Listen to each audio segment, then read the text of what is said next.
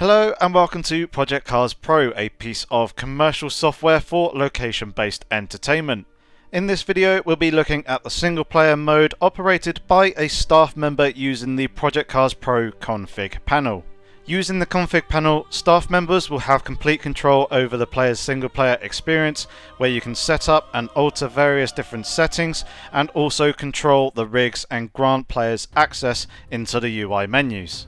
Typically this is best used as a morning operation where a staff member will come in at the beginning of each day, set up the configuration panel for each of the available pods, and then once they are happy with the settings, launch the game and not have to worry about touching the configuration panel again until the following morning.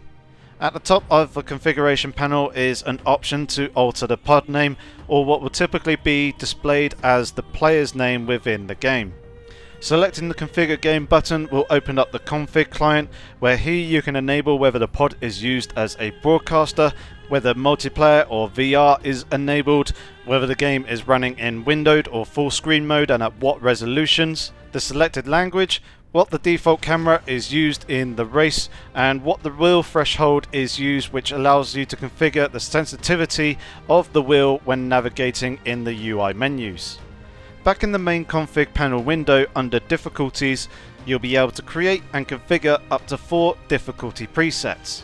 Within each of these you can customize the names and the various assists that will be enabled or disabled for each of those difficulty presets, and then this will be presented to the player on the difficulty screen, and if only one difficulty preset has been configured, that screen will actually be skipped entirely and the player will be taken straight to the track selection screen. This can be configured under the Scenarios category, where once again you'll be able to create up to 3 different scenarios for the player to choose between, and the various options within each scenario, such as the track, the number of opponents, the AI difficulty level, the various rules and penalties, and you can also configure each of the practice, qualifying and race sessions individually.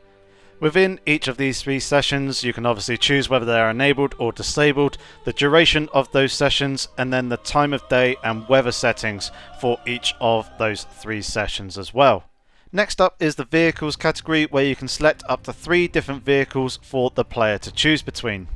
And just like the difficulties category, if there is only one scenario available and only one vehicle for the player to select, both the scenarios and vehicles select screens will be skipped and the player will go straight into the race.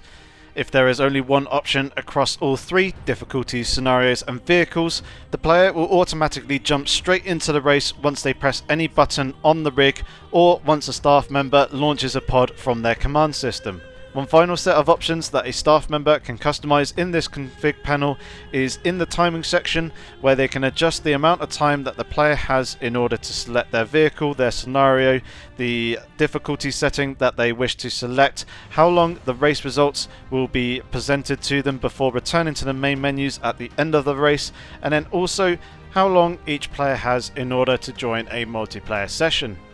Overall, the config panel offers easy to use and simple customization of various different settings, which allow you to quickly set up for day-to-day operations or facilitate the running of special events. That's going to conclude it for this video. Thank you for watching.